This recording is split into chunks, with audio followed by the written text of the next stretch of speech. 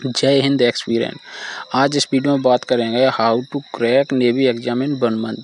तो इस वीडियो में मैं अपना एक्सपीरियंस शेयर करेंगे। मैंने नेवी का एग्ज़ाम 1 महीने में कैसे क्रैक किया, कैसे मतलब एग्ज़ाम की स्ट्रेटजी बनाई एंड कैसे रनिंग क्लियर की है, और मेडिकल में जैसे कोई आपको दिक्कत हो भी सकती है तो उसको कैसे आप सॉल्व कर सकते हैं 1 महीने के अंदर। तो उस चीज़ के ऊपर ये वीडियो होने वाली है। तो इसमें कोई ये तो नहीं है कि मैं कैसी कोई बातें बना के आपके आगे इसको प्रेजेंट करें, तो ऐसा कुछ नहीं है। जो मैंने किया है अपने एग्ज़ाम को क्रैक करने के लिए वो ही आपको बताएंगे। आपको ठीक लगे तो आप अपना स्ट्रेटजी उस हिसाब से बना सकते हैं एंड ऑब्वियसली आपको उस चीज़ का रिजल्ट मिलेगा। तो चलिए वीडियो करते स्टार्ट। वैसे वीडियो थोड़ी लंबी तो होगी लेकिन करेंगे जितनी जल्दी से जल्दी हो सके, क्योंकि इसमें मैं अपनी स्ट्रेटजी को शेयर करेंगे तो थोड़ा टाइम तो लगेगा भाई। तो आपको पेशेंस के साथ देखनी है वीडियो को, स्किप बिल्कुल नहीं करना है, क्योंकि इसमें कोई वीडियो तो नहीं आपको शो होगी, थंबनेल ही आपको शो हो रहा है। लेकिन जो बात मैं कह रहा हूँ उसको केयरफुली सुनिए और उसको अप्लाई कीजिए अपनी स्ट्रेटजी बनाने के लिए। तो चलिए पहले एग्ज़ाम की बात कर ले रहा हूँ, क्योंकि आपका जो रिज़ल्ट आने वाला है, कॉल लेटर आएगा, वो सितंबर में आएगा। तो उस हिसाब से आप 1 महीने का समथिंग आपके पास अभी टाइम है, क्योंकि आज 15 तारीख है। तो 15 के हिसाब से 15 दिन इसमें, और उसमें भी 10 से 15 दिन तो मिल ही जाएंगे, क्योंकि मिड ऑफ सितंबर लिखा है। तो 1 महीने के समथिंग आपके पास टाइम है। तो उस हिसाब से आप कैसे स्ट्रेटजी बनाएंगे तो वो बता दें। सबसे पहले एग्ज़ाम की बात करते हैं, फिर रनिंग की करेंगे, फिर मेडिकल के बारे में बताएंगे। तो जैसे रनिंग, वो जैसे एग्ज़ाम, तो एग्ज़ाम ऐसा कोई बंदा नहीं होगा जो मतलब बिल्कुल स्टार्टिंग से स्टार्ट करेगा, क्योंकि आपने पहले स्टेज 1 इसका क्लियर कर रखा है। तो आपने सारे सिलेबस एक बार पढ़ तो रखे हैं, बस आपको रिवीजन की ज़रूरत है। और जो आपका वीक पोर्शन है या जो थोड़ा मॉडरेट है उसको स्ट्रॉन्ग करने की ज़रूरत है। तो उसके लिए आपको क्या करना है, जो मैंने किया मैं आपको बताता हूँ। जैसे यूट्यूब पे कई चैनल हैं जो फ्री में प्रैक्टिस सेट वगैरह कराते हैं। जैसे मैंने तो RWA से किया था, आप अपने हिसाब से देख लीजिए। मैक्सिमम जो कोचिंग है वो आपको एंड टाइम पे प्रैक्टिस सेट कराती हैं, लगभग 1 महीने पहले से ही स्टार्ट कर देते हैं। तो आपके लिए एकदम परफेक्ट टाइम है। तो आप जैसे मैथ हो गया, इंग्लिश हो गई, ये 2 चीज़ें ऐसी हैं जो आप प्रैक्टिस सेट से ईजिली कर सकते हैं। इसके लिए तुम्हें एक्स्ट्रा पढ़ने की कोई ज़रूरत नहीं, क्योंकि आपको खाली रिवीजन चाहिए।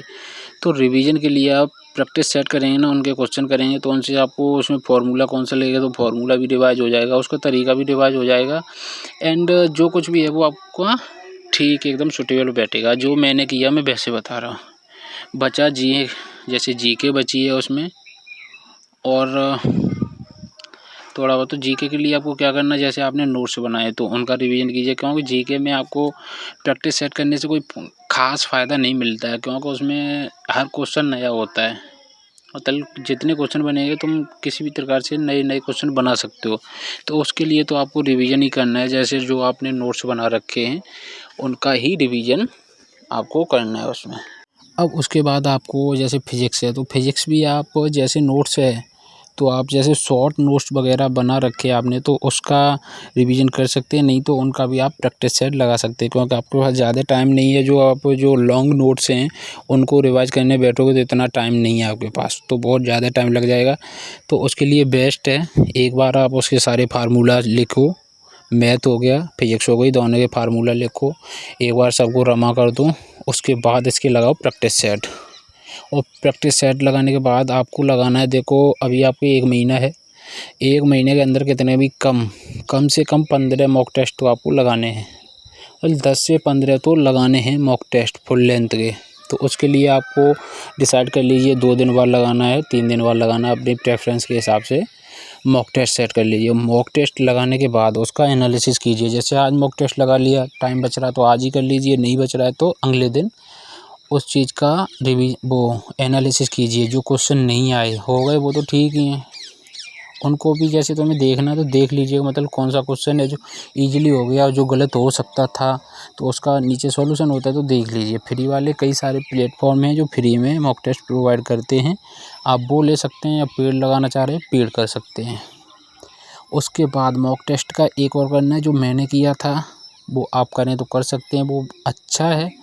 और आपको लगता है टाइम ज़्यादा जाएगा तो नहीं भी कर सकते। आपको एक नोटबुक बनानी है, जो क्वेश्चन गलत हो रहे हैं आपके वो मॉक टेस्ट में जो गलत हो रहे हैं उन क्वेश्चन को उस नोटबुक पे नोट कर लीजिए। उससे क्या होगा, जब 2-3 मॉक टेस्ट आप लगा लोगे तो फिर उनमें क्वेश्चन मैच कीजिए, कौन सा चैप्टर है या कौन सा टॉपिक है जिससे तुम्हारे क्वेश्चन गलत हो रहे, कंटिन्यूअस गलत हो रहे, मतलब वो सही नहीं हो पा रहे, तो उस चीज़ पे आपको थोड़ा फोकस करना है, क्योंकि वो पोर्शन आपका या तो मॉडरेट है या वीक है। अब ज़्यादा ही वीक है, जैसे वो नहीं हो पा रहा है, एक बार किया 2 बार किया तुमने ट्राई उसका मतलब रिवीजन किया, वो फिर भी गलती हो रहा, तो आप उसको छोड़ दीजिए, क्योंकि नेवी में 100 क्वेश्चन आते हैं और जो मेरिट है वो 50 के समथिंग जाती है, 50 से 55 ऐसी जाती है। तो आप कुछ थोड़ा पोर्शन छोड़ भी दोगे तो कुछ नहीं होगा। तो जो वीक पोर्शन है बिल्कुल वीक है, जो नहीं हो सकता, तो उस पर आप वो मेहनत मत कीजिए, उसको वो छोड़ दीजिए। जो आपका मॉडरेट पोर्शन है उस पर आपको थोड़ी मेहनत करने की ज़रूरत है, क्योंकि मॉडरेट है उसको तुम ईजिली सही कर सकते हो, तो उस पर थोड़ा फोकस कीजिए। और जो आप नोटबुक बनाओगे जिसमें मॉक टेस्ट के क्वेश्चन लिखोगे, तो वो इसी चीज़ में हेल्प करेगी आपकी, कि आप उसको देख सकते हैं कौन सा पोर्शन आपका वीक है, कौन सा मॉडरेट है, कौन सा ठीक है। ठीक पे तो कोई वो ही नहीं है, ठीक तो एक बार आपने रिवीजन कर लिया ठीक है, और जो मॉडरेट है उस पर थोड़ी 2-1 बार और ज़्यादा कर लिया रिवीजन, तो वो भी अच्छा है। और आपके पास जैसे टाइम बच रहा है तो वीक पोर्शन पे भी आप मेहनत कर सकते हैं। तो ये तो हो गया आपका मॉक टेस्ट और रिवीजन की बात। अब कोई कहे कि मतलब स्टडी करनी कहाँ से है, तो भाई वो मैं पहले ही बता चुका हूँ। कई यूट्यूब चैनल कई कोचिंग है जिनके यूट्यूब चैनल पे फ्री में मॉक टेस्ट लगते हैं, प्रैक्टिस सेट मतलब मॉक टेस्ट नहीं सॉरी प्रैक्टिस सेट करवाते हैं वो, तो उसको कर सकते हैं। जैसे तुमने पहले से अपने नोट्स बना रखे हैं तो आप उनसे भी रिवाइज कर सकते हैं। मैंने जो किया था, मैंने RWA का रोजगार विकल्प डिफेंस चैनल है उस पर मॉक टेस्ट आते हैं, मैंने वो किए थे। और जो मैंने अपने नोट्स बनाए थे उन दोनों का मतलब प्रैक्टिस सेट और अपने नोट्स से रिवीजन करके ऐसे मैंने किया था, और RWA ऐप पे ही मैंने मॉक टेस्ट दिए थे। तो ये तो मेरी स्टडी का वो था, आप अपने हिसाब से प्रेफरेंस के हिसाब से ले सकते हैं। हम बस अपना स्ट्रेटजी आपको बता रहे हैं, आप वो अपने स्ट्रेटजी में जोड़ सकते हैं। तो ये तो हो गया आपका स्टडी का। अब रही रनिंग की बात, क्योंकि साथ में ही रनिंग होगी, तो रनिंग भी ज़रूरी है, क्योंकि रनिंग नहीं हुई तो फिर ख़राब ही है सारा सिस्टम। तो पहले बात कर ले रहे, जिन्होंने बिल्कुल नहीं की है तो उनके लिए थोड़ी ज़्यादा मेहनत करनी पड़ेगी भाई। जब बिल्कुल नहीं किए तो उसके लिए आपको बताऊं, सबसे पहले आपको 2-3 दिन में 1600 भागने की आदत डालनी है। पहले दिन नहीं होगा, दूसरे दिन आपको 1600 भागना है। मतलब ज़रूरी नहीं है कि मतलब तेज़ ही भागना है, अपने स्लो भागो लेकिन 1600 जाओ, एक मॉडरेट स्पीड से जाओ, पर 1600 मीटर तक आपको अंत तक पहुंचना है। उसके बाद क्या करना है, उसके बाद वो आपको ट्राई करना है 3 किलोमीटर की रनिंग कंप्लीट करने की। 3 किलोमीटर कंप्लीट कर लो, उसके बाद आपको टाइमिंग के हिसाब से भागना स्टार्ट करना है, मतलब टाइमर लगा के स्टार्ट करनी है। फिर आपको क्या करनी है, एक टाइम में मतलब टाइमर लगाना अपना, और एक टाइम में स्प्रिंट वगैरह मारनी है। जैसे 400 की स्प्रिंट मार ली, 400 मीटर 1 मिनट में मार लिए 4 चक्कर, 4 मार लिए, 8 मार लिए, 400 के 8, 800 के 4, ये आपको करना है। इसके बीच में 2 मिनट का रेस्ट लिया, मतलब 400 का स्प्रिंट मारने के बाद 2 मिनट का रेस्ट, फिर 400 का स्प्रिंट, फिर 2 मिनट का रेस्ट, 800 का मारने के बाद 3 मिनट का रेस्ट। ऐसे करके आपको स्प्रिंट मारनी है एक टाइम में। और एक्सरसाइज वगैरह जो अपनी मसल को रिलैक्स करने के लिए एक्सरसाइज ज़रूर करनी है रनिंग के बाद। ये हो गया तुम्हारा रनिंग के लिए। और जो पहले से रनिंग कर रहा है तो वो अपना स्प्रिंट लगाए, वो अपने एक टाइम में कर सकता है। मतलब जैसे सप्ते में 6 दिन लगा रहे हो आप रनिंग, तो 6 में 4 दिन मार लिया आपने स्प्रिंट, 2 दिन अपना टाइम लगा लिया, ऐसे आप कर सकते हो। और जैसे मेरी रनिंग आ रही थी यहाँ पे 6, 20, 25, अब वहाँ पे 6:30 के अंदर करनी होती है।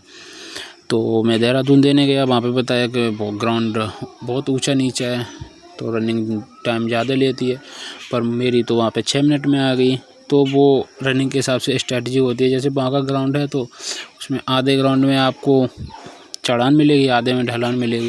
तो ढलान में स्पीड खींच लो, चढ़ान में स्लो स्लो चले जाओ, मतलब थोड़ी स्पीड डाउन करके चले जाओ, तो बॉडी की यार रिलैक्स रहती है उसमें। ढलान में तुम स्पीड को बढ़ाओगे तो उसमें इतना खास आपको एनर्जी ज़्यादा नहीं लगानी पड़ती है, तो उस हिसाब से अपने हिसाब से एडजस्ट कर लो अपनी बॉडी को। तो ऐसे होता है। ये फिजिकल की बात हो गई।